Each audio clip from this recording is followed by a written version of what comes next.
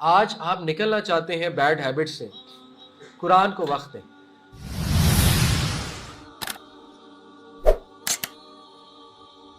آج کے نوجوان کے لیے پیغام ہے، قرآن کو قوت کے ساتھ پکڑ، قرآن کو ڈٹرمینیشن کے ساتھ پکڑ۔ اتنے ڈٹرمن ہو جاؤ کہ قرآن میں نے فالو کرنا ہے اور شیطان کے وسوسوں میں نہ ہو۔ شیطان وسوسے ڈالے گا کہ نہیں یار تم سے کہاں بری عادتیں چھوٹیں گی، اٹس ٹو لیٹ، تمہیں تو یہ بری عادتیں بہت عرصے سے پڑی ہوئی ہیں۔ شیطان آئے گا کہے گا یار چھوڑو، ابھی انجوائے کرنے کا ٹائم ہے، ابھی سے تم نے سوچ لیا کہ میں نے قرآن پہ عمل کرنا ہے، بعد میں دیکھی جائے گی۔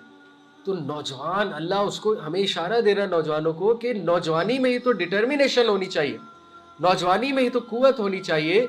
قوت سے پکڑ لو شریعت کو، قوت سے پکڑ لو قرآن مجید کو۔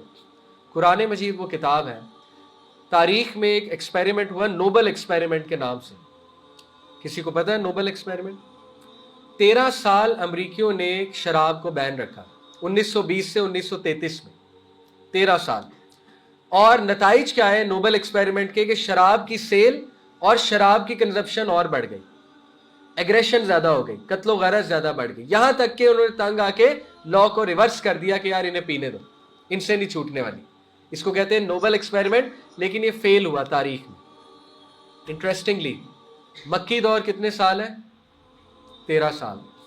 13 سال میں ایسی تربیت ہو گئی مسلمانوں کی قرآن کے تھرو کہ وہ ہر ایڈکشن چھوڑنے پر راضی ہو گئے۔ ہر ایڈکشن انہوں نے یوں چھوڑی مسلمانوں نے۔ آپ کو پتا ہے جب شراب کی یہ آئی کہ چھوڑتے ہو کہ نہیں، تو حدیث میں آتا ہے مٹکے توڑے، صحابہ نے مٹکے توڑ توڑ کے بہائے، کول ٹرکی ختم۔ شراب ہو، کوئی ایڈکشن ہو، پورن ایڈکشن ہو، کوئی بری عادت ہو، قرآن چھڑوا دے گا۔ یہ بات یاد رکھیں، قرآن وہ کتاب ہے، وہ کلام ہے۔ اللہ کہتے ہیں اگر کوئی کلام مردوں کو زندہ کر سکتا تو وہ قرآن ہے۔ اگر کیا، اللہ نے کہا کہ اگر یہ قرآن میں نازل کر دیتا پہاڑ پہ تو وہ ریزہ ریزہ ہو جاتا اللہ کی خشیت سے۔ تو اس لیے قرآن وہ کلام ہے، یقین کریں، busy yourself with the Quran. آج آپ نکلنا چاہتے ہیں بیڈ ہیبٹ سے، قرآن کو وقت دیں۔ لیکن قرآن کو وقت دینے سے مراد کیا ہے؟ قرآن کو وقت دینا یہ نہیں ہے کہ 5 منٹ کے لیے موبائل پہ کھول کے قرآن پکڑ لی، this is not giving time to the Quran. قرآن کو وقت دینے سے مراد ہے قرآن کی تفسیر کھولیں، قرآن کا ترجمہ کھولیں، بیٹھیں باقاعدہ ٹیبل پہ بیٹھیں، جیسے آپ فزکس کی تیاری کرتے ہیں، جیسے آپ میتھس کی تیاری کرتے ہیں۔ یہ ہے قرآن کے ساتھ وقت لگانا۔ یہ آپ کریں گے تو آپ کی ایڈکشن چھوٹیں گی۔ قرآن بڑی بڑی چیزیں چھڑوا دیتا ہے، ٹھیک ہے؟ تو میں آپ کو بتانا ہی چاہ رہا ہوں کہ اللہ نے یحییٰ کو کیا کہا کہ کتاب کو تھام لو، کس کے ساتھ؟ ڈٹرمینیشن کے ساتھ، قوت کے ساتھ، اور گھبراؤ نہیں، ڈو ناٹ فالٹر۔ آپ دیکھیں کیا خوبصورت الفاظ ہیں سورہ آل عمران میں، اللہ مسلمانوں کو تلقین کرتے ہیں کہ غم نہ کرو، do not be sad and do not give up. اور دیکھو گیو اپ مت کرو، یہ 2 بڑی امپورٹنٹ چیزیں ہیں، غم نہ کرو اور گیو اپ مت کرو۔ یہی آج کے نوجوان کے لیے تلقین ہے۔ اور کھڑے ہو، تم ہی کامیاب ہوگے اگر تم مومن ہو، سورہ آل عمران کی آیت، ٹھیک ہے؟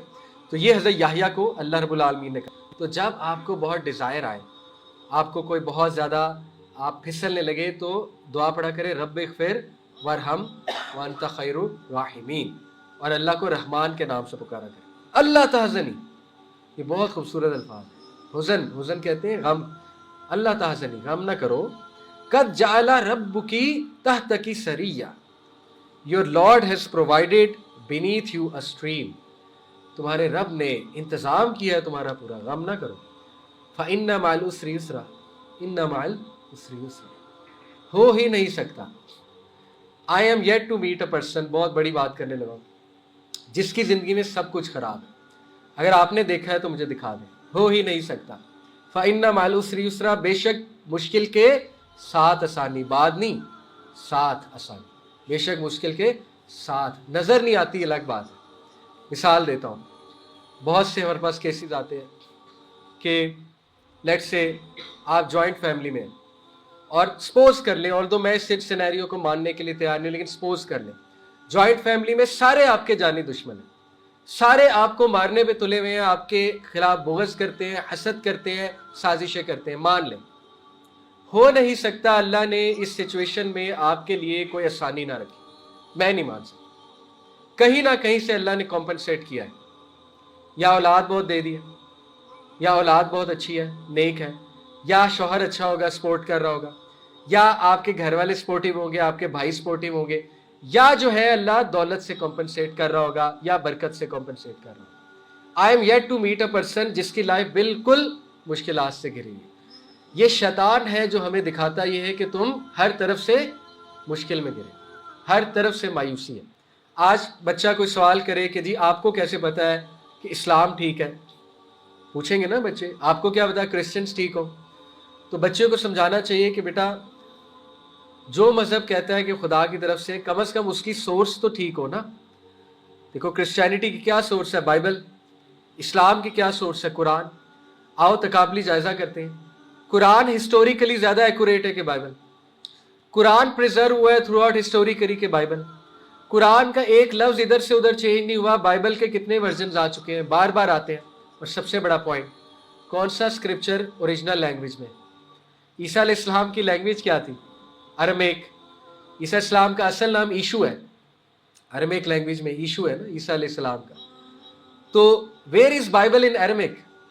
पहला सवाल आपसे पूछ सकते हैं, where is Quran in Arabic? बच्चे को याद है, यानी Quran is the only book जिसके इतने हुफाज हैं। तो अल्हम्दुलिल्लाह हमें फ़ख्र होना चाहिए कि हम बहुत वेल ग्राउंडेड हैं, हमारी फाउंडेशन बहुत स्ट्रॉन्ग है, अल्लाह का बड़ा फजल है। तो ये एक तारीख़ मैंने आपके सामने रखी। सूरह मरियम को वाइंड अप करते हैं। सूरह मरियम में हज़रत ज़करिया, हज़रत मरियम, हज़रत याहया, हज़रत ईसा और हज़रत इब्राहीम का तज़किरा है।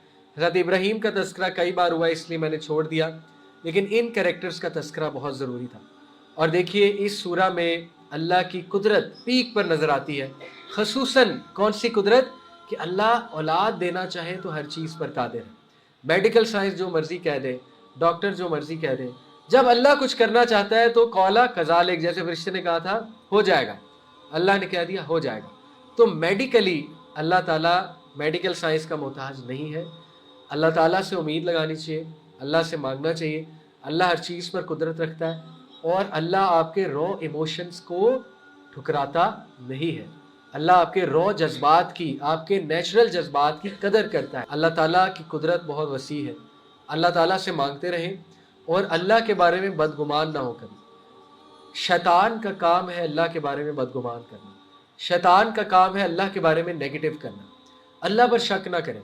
दुनिया में जिस मर्जी इंसान पे शक कर लें, लेकिन अल्लाह रब्बुल आलमीन पे कभी शक ना करें।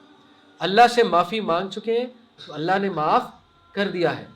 ये शक ना करें मुझे माफ़ नहीं किया, कब माफ़ करेगा, क्यों नहीं माफ़ कर रहा अल्लाह ताला। लोग हज भी कराते हैं, उम्रे भी कराते हैं, उन्हें यकीन ही नहीं आता अल्लाह ने मुझे माफ़ किया। क्यों नहीं माफ़ किया? माफ़ भी कर दिया है, गुनाह भी छुपा लिया है, इस तरह से माफ़ किया है कि आप इमेजिन भी नहीं कर सकते कि आपके जो गुनाह हैं वो नेकियों में भी तब्दील कर दिया अल्लाह ने। तो अल्लाह पर ट्रस्ट करें, जो अल्लाह ने कहा है कुरान में उन बातों को मान ले। यही है असल में ज़िंदगी गुजारने का फ़लसफ़ा। इसी फ़लसफ़े से ज़िंदगी खूबसूरत गुजरेगी, इसी से ग्रैटिट्यूड आएगा, इसी फ़लसफ़े पे चल के इंशाल्लाह आप खुशी से ज़िंदगी गुजार सकेंगे, फुलफिलमेंट के साथ ज़िंदगी गुजार सकेंगे।